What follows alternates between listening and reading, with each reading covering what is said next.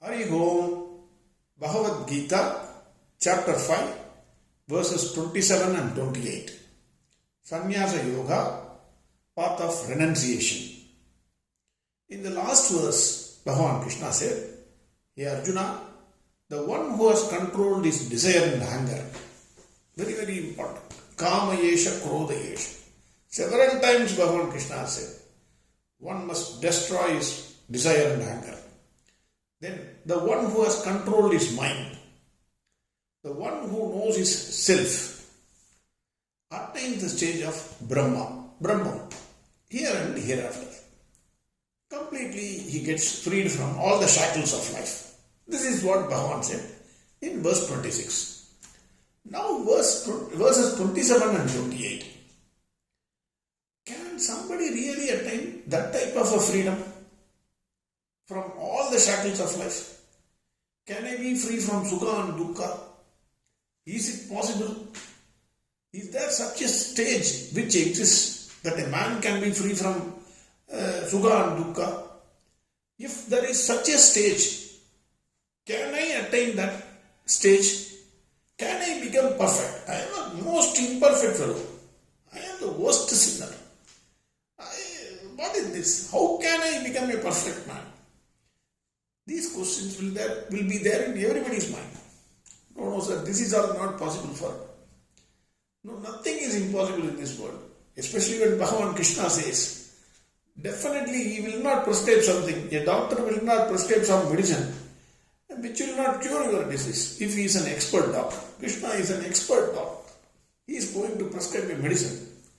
But if you don't take the medicine properly, suppose if he says you should take one in the morning, one in the afternoon, and one in the night, you don't take that medicine in the proper manner, then you can't expect the result.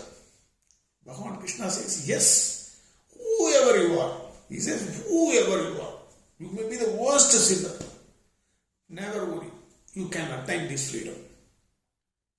Then, if you see, suppose if you are a fan of some story writer, say, I was a fan of Sujata, who was a wonderful story writer in Tamil.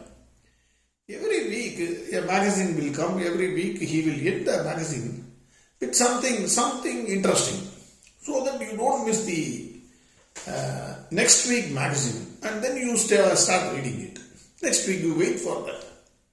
Similarly, Bhagwan Krishna here, he just indicates how to attain that perfection.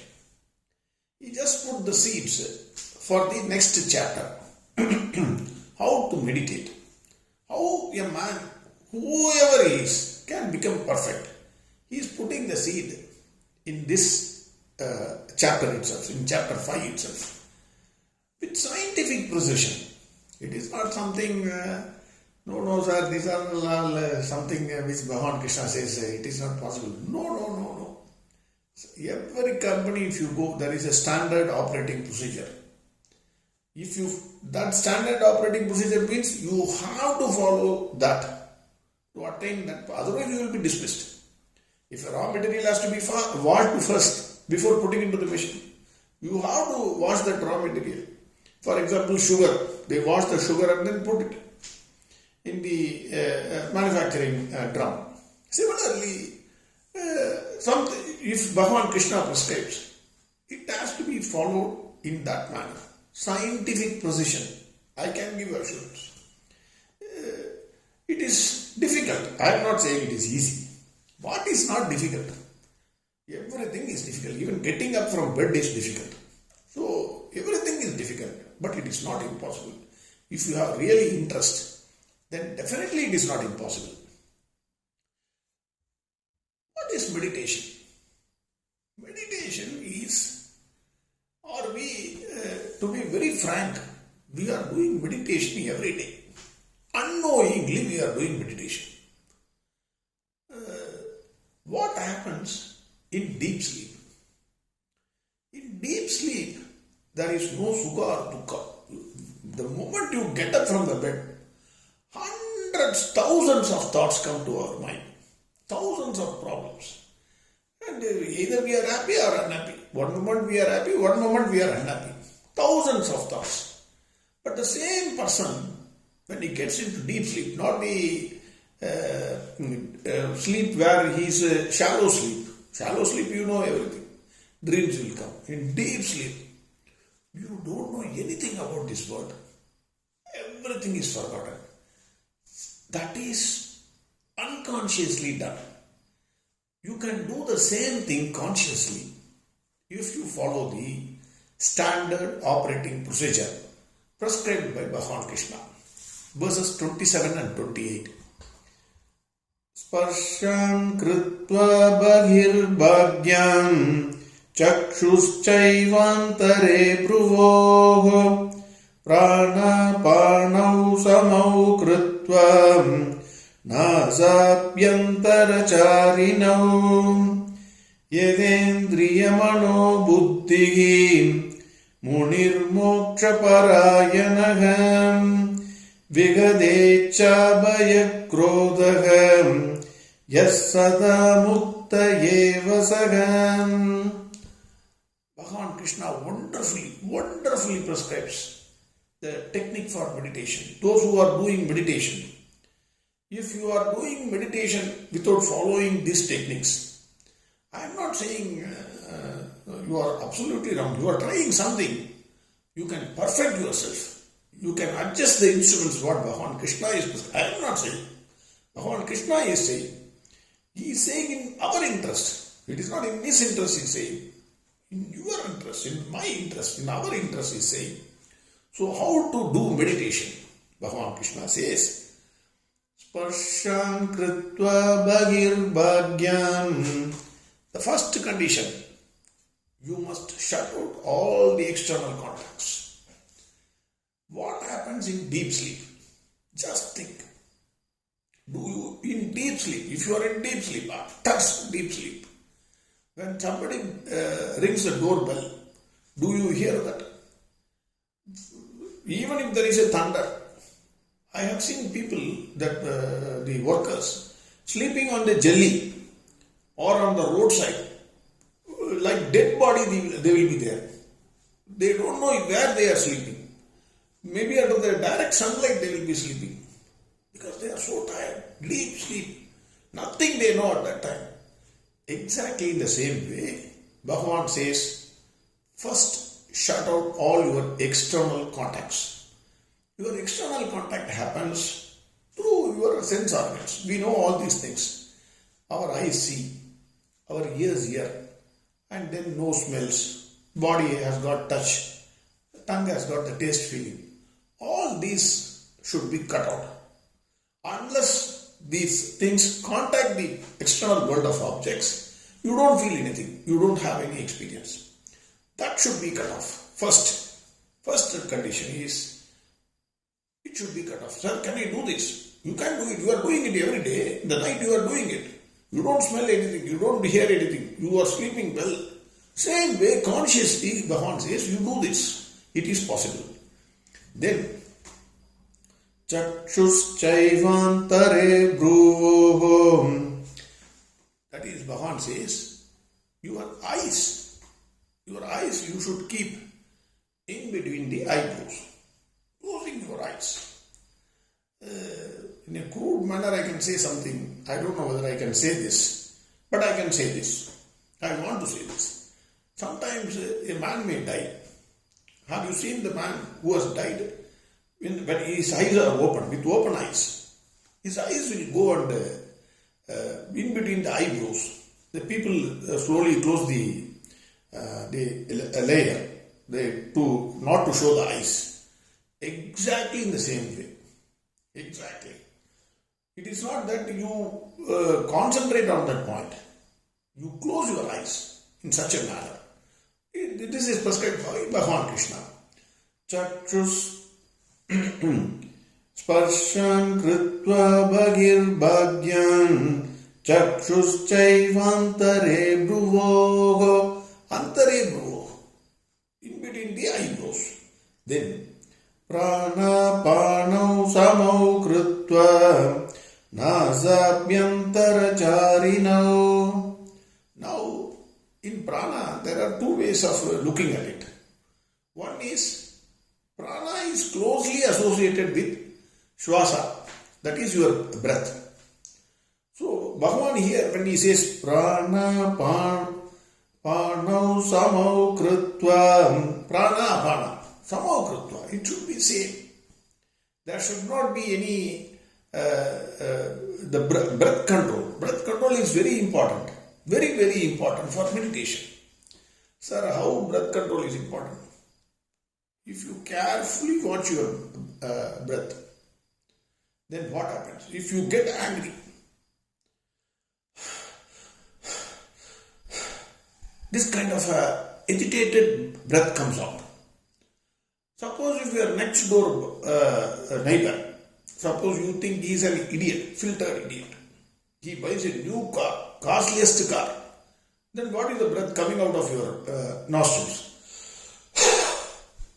That is, you give a big this thing. You are not able to digest that. Similarly, whatever happens, your emotions, you can see from it. This is a yoga itself, by itself. Breath control is a yoga by itself. Normalize your breath control. There should not be any agitations in your mind. By saying the breath, you can control your mind. The important thing is here, he says, Nasa Bhyantara. It should be antar. You should not even feel if somebody keeps his finger before your nostrils, then that fellow should not even feel that you are alive. That kind of calmness you should have in your mind. That's what Bhagavan is prescribing. Secondly, he is saying, first he has already said, disconnect your contacts with the outer world. Second, he says, control your breath. Here, prana, another meaning for prana is not swasa. So, whatever you take inside your mind and whatever you vomit out, whatever comes out of your mind, it should be controlled. That is another meaning for this. Then the third condition he says, Edendriyamano buddhihi. Again, indriyas, manas and buddhi. This should be controlled. Indriyas, you know what are all the indriyas? Sense organs. Our sense organs are indriyas. Already he said you disconnect. So you disconnect, control your sense organs. Mano, mind. And buddhi, intellect. Control your indriyas, your manas, that is mind, and your buddhi, intellect. That is the third condition which he says. So, first condition he said, disconnect your contacts with the outer world. Second condition he said, control your breath so that there is no agitation of mind. Third condition he says, your indriya, manas and buddhi must be controlled. And now, the fourth condition. Fourth condition he says, Vigadecha bhaya krodaha. Icha, bhaya and krodha. You should be away from all these things. Again, already I said, desire and anger, Bhagavan has said almost n number of times. Get rid of your desire and anger. Now he introduces one more thing. Fear. What is fear? Fear is when you acquire certain things, then you want to enjoy those things permanently. But you always have a fear of losing it. For example, you earn money. Where will you keep the money? For how long?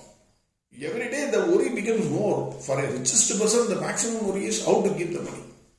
Or somebody will ask for money, somebody will ask for loan, somebody will say, my salary is not enough. Somehow they will try to take out the money from you. So your fear is not to lose that money. That is one fear. That is fear of losing anything which you have acquired. One type of fear. Another type of fear, according to me, is already Bhagavan said, Chinna Dvaita. That is, Dvaita means two. You don't fear yourself. Have you any day in your life feared about you? When you sleep, you close the door because somebody else may enter your house. Will you keep outside yourself and then close the door, fearing yourself? Nobody fears about the only person with whom you don't fear is yourself only. You fear your wife, you fear your son, you fear your neighbor, you fear anybody. That is why you don't open the door fully. When the bell rings, you just open and slowly see who is there. So because you have a fear. The fear goes when you realize the self in me is the self in all. Everybody, every living being is nothing but Brahma. It is all the creation of the same Bhagwan. Who is he? I am. The self is the same. I am. And this fellow is not different from me. When you have this kind of a thinking, that fear automatically goes. You don't fear anybody. When you realize that state, you don't fear anybody. So Bhagavan here says, apart from desire and anger, fear also must go. Fear is of two types we have seen. One is fear of losing, another is Dvaita. There should not be any Dvaita. Advaitic principle. Then, if all of this is there, Munir Moksha Parayanaha, this person, what is his goal? His goal is moksha, complete liberation, not part-time. Moksha Parayana wants freedom, absolute freedom from everything. Then he says, Yas sada mukta eva saham. That means permanently he attains that freedom. Permanently, not temporarily, permanently. What are the conditions Bhagavan prescribes? First, cut down your contact with the outer world of objects during meditation. Then, your eyes should be closed. Your eyes should be closed in such a manner that you keep the eyes between the closed. That doesn't mean you just focus on that. You close your eyes to everything. That is second. Third is breath control. Fourth is you should not have any desire, anger or fear. If you have this, and you must also have the goal as this. It is not that temporarily you sit for meditation. Your goal must be that. Only when you have these things, then you will be completely freed. That is what Bhagavan says. What happens? What are we doing? Generally what we do is, everybody says I am sitting in meditation. Sir, 45 minutes I was sitting in meditation. What did you do? Did you shut out your eyes? You hear the bell. I am not criticizing them. You sit in meditation, but at least slowly, when you try to observe the techniques given by Bhagwan Krishna, you will reach that stage. That is what I am trying to convey. Verses 27 and 28 again. Sparsham krutva bhagirbhagyan Ch.5 Ver.27 Prana panau samau krutva Nasapyantara charinau Yadendriyamano buddhihi Munir moksha parayanaham Vigadecha bhayakrodaham Yas sada mukta eva saham. Next verse we will see tomorrow. Harihom Sarvam Krishnarpamastu. Narayana Narayana Narayana Narayana Narayana Narayana Narayana Narayana Narayana Narayana Narayana Narayana Narayana Narayana Narayana